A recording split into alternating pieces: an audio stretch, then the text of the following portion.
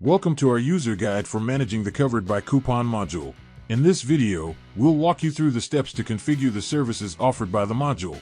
Whether you're a seasoned user or just getting started, this guide is designed to help you tailor the module to your specific needs. After successful installation, move to the Modules, Payment, and Offline tabs. Locate the Coupon module and click Edit to access its settings. In the Settings section, toggle the option to enable or disable the module for your website. Set order statuses for payments made using this module. Control the payment methods display priority during checkout. Lower values prioritize the Covered by Coupon over other payment methods. In the Restrictions section, define customer groups, countries, and applicable website pages. Customize the module name for both backend and frontend in your preferred language. Save your customization by clicking Update. By following these steps, you've tailored the module to your specific requirements, ensuring a seamless and customized experience for both you and your customers.